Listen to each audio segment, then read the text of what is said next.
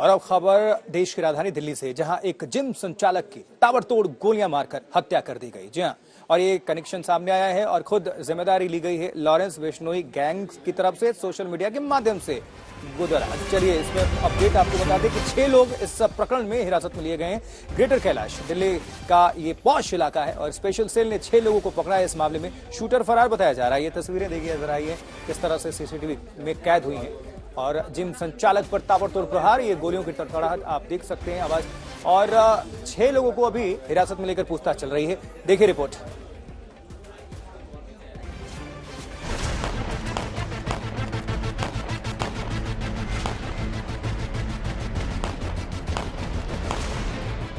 दिल्ली के ग्रेटर कैलाश की ये तस्वीरें दहला देने वाली हैं। ये तस्वीरें बता रही हैं कि दिल्ली में गैंगस्टर कितने बेखौफ हैं। सड़क के ठीक किनारे एक जिम मालिक का कत्ल कर दिया गया। रात करीब 11:15 बजे नादिर शाह नाम के जिम मालिक पर हमला हुआ और बेहद करीब से उनके सीने में 5 गोलियां उतार दी गईं।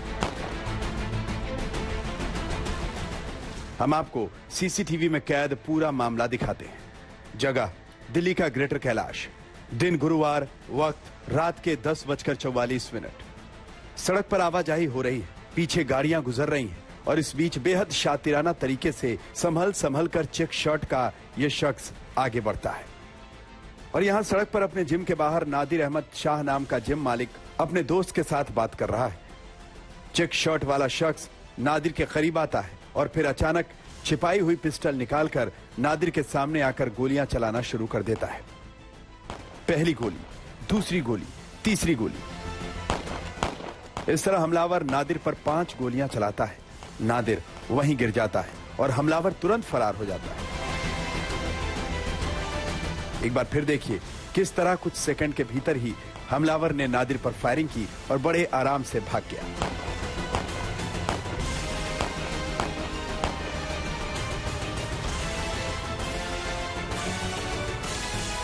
दिल्ली के ग्रेटर कैलाश में सरेआम एक शख्स की गोली मारकर हत्या कर दी गई। ये वारदात गुरुवार रात तकरीबन 11:15 बजे के आसपास का है, जब बताया गया कि नादिर शाह, जिसकी उम्र तकरीबन 35 साल है, वो ये जिम का को ओनर है, इसके साथ एक पार्टनर भी है। वो बाहर आके खड़ा था, तकरीबन 10:35 के आसपास वो बाहर आके खड़ा हुआ।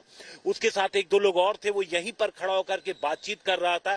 तभी बाइक पर कुछ हमलावर, कुछ शूटर्स यहां पर आए और उन्होंने ठीक इस जगह पर जहां पर हम खड़े हैं, यहां पर बाइक रोकी और बड़े ही करीब से टारगेट करके नादिर शाह की तरफ 10 गोलियां उन्होंने चलाई, जिनमें से 5 से 6 गोली नादिर शाह को लगी। नादिर शाह यहीं पर गिर पड़ा और उसके बाद जो उसके साथ दोस्त लोग उसके मौजूद थे, वो फौरन नादिर शाह को लेके पास के हॉस्पिटल गए, लेकिन तब तक देर हो चुकी थी।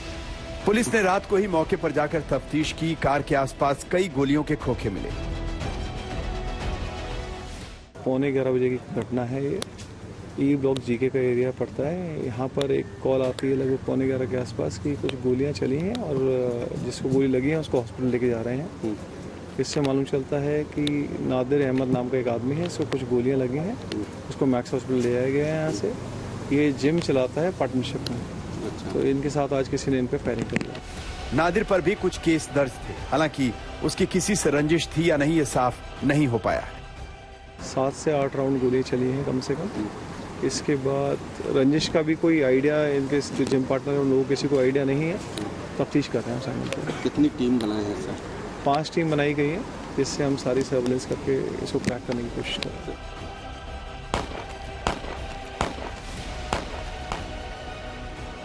नादिर शाह दुबई में सेट हो चुका था, वहां उसका होटल है। कोर्ट में डेट थी, इसलिए ही नादिर दिल्ली आया था। नादिर अमर कॉलोनी से घोषित बदमाश था, उस पर डकैती समेत 4 मुकदमे दर्ज हैं। पुलिस की जांच में अब आगे की कड़ियां जुड़ेंगी कि क्या लॉरेंस गैंग ने ही यह हमला कराया था या नहीं। लेकिन यह तो साफ है कि देश की राजधानी में बदमाशों में पुलिस का कोई डर नहीं।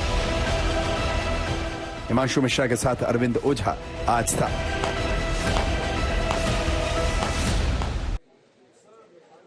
इस हमले की जिम्मेदारी लॉरेंस बिश्नोई गैंग से जुड़े हुए राजस्थान के कुख्यात अपराधी रोहित गोदारा ने ली है।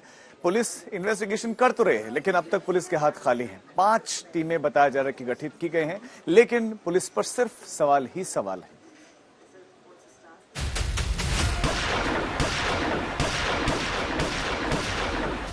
दिल्ली के ग्रेटर कैलाश में जिस तरीके से यह हमला हुआ, उससे कई सवाल खड़े होते। इतने सनसनीखेज हमले के पीछे आखिर कौन है? क्या जेल से बैठकर किसी गैंगस्टर ने हमला कराया या फिर लोकल गैंग के निशाने पर आया नादिर शाह? रात 11:15 बजे ग्रेटर कैलाश के जिम के बाहर यह हमला हुआ और कुछ ही मिनटों के भीतर ही हमले के पीछे जिम्मेदार शख्स का नाम सामने आ गया। नाम खतरनाक गैंगस्टर लॉरेंस बिश्नोई का।